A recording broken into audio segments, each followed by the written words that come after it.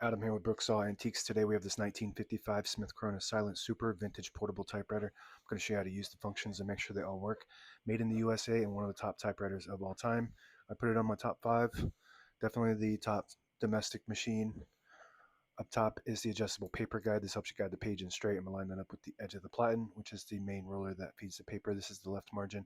This is the right margin. We're going to set those after we load the page, just to make sure that we don't interfere with the two paper fingers in front.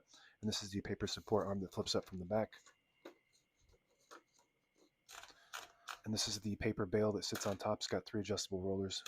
Holds the page down nice and tight. So we got 3 rollers plus 2 paper fingers for maximum print quality. So that left margin is a little bit too close to the middle, so I'm going to move it a little tiny bit. You just don't want to be too close like that. Then the vibrator that goes up and down will get stuck on that. So we're going to move it just a little bit more to the right. There we go. Right one looks good.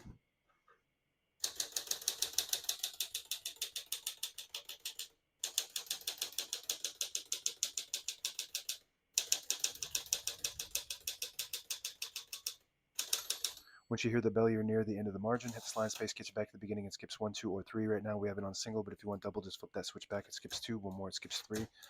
We're going to keep that on single for now and finish typing. As you can see, all the keys type nice and none of them skip or stick. I'll type a sentence in red on the next line. Switch from black to red. There's a switch on the right side. Flip that down to the red indicator. Prints the bottom portion of the ribbon, which is red when you have it in the middle.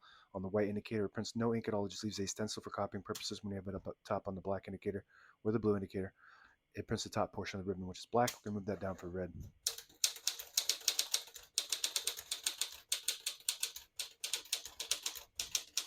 Beautiful. Super reliable, smooth. Print quality looks really good. Elite typeface prints 12 characters per inch. Rugged design, all metal. It's got a little bit of wear and tear on it, but all the functions work flawlessly. And this is the kind of machine that you want on your desk, that you're not worried about getting your fingerprints on. You're not worried about damaging it. You can kind of beat it up if you want because it's just so durable and reliable. To pull the page out easy, there's a switch on the right side. Flip that towards you, unlocks the rollers underneath the platen, allowing you to pull the page out easier. Load thicker paper like carbon copy or cardstock. Also allows you to straighten the page. If you load it crooked, make sure you flip that back before you load the next page or else it won't load correctly. Going to put the color back on black and put this down for now. Shift on each side, a shift lock on the left. To clear that, just hit the shift button again. Backspace on the left side. Very good. Above that is the ribbon reverse. We're going to get to that once we open the hood after we're done with the keyboard. Tab on the right. This is the difference between the Silent and the Silent Super is the tab set and clear is on the keyboard on the Silent Super, and the Silent has the tabs manually set behind the carriage. So this one is just a little bit more sophisticated with the tab system. Basically all the same functions other than that. So right now we have tabs set on 10 space intervals. So I'm just going to go through each one of them and clear each one at a time.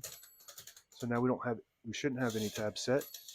So, but I always like to set one somewhere in the middle so that way when you hit the tab button, it doesn't go slamming all the way to the end, causing wear and tear on your typewriter by just hitting that set button below the clear button.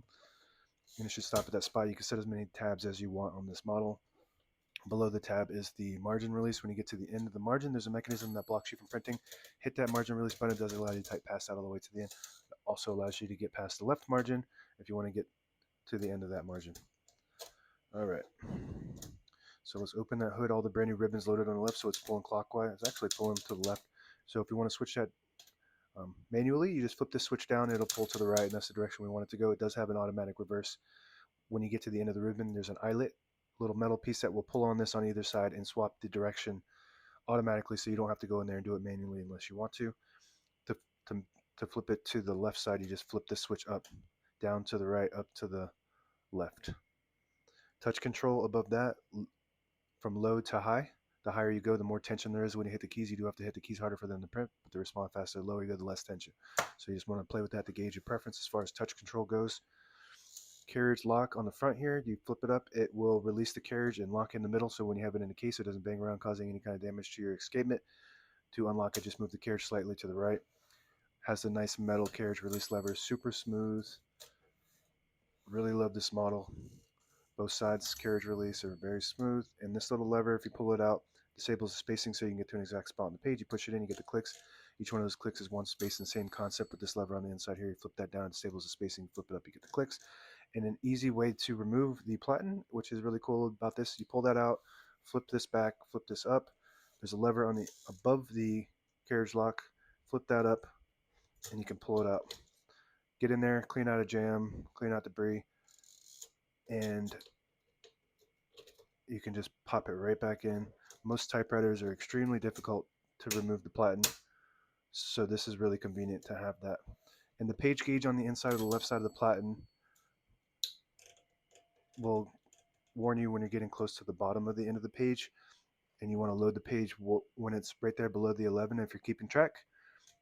And it'll just start to warn you on the left side that you're getting close to the bottom. That's 2 inches remaining, 1.5, 1 inch, and that's the bottom of the page. And that's it. Now available on eBay or Etsy or my new website, brooksawantiques.com.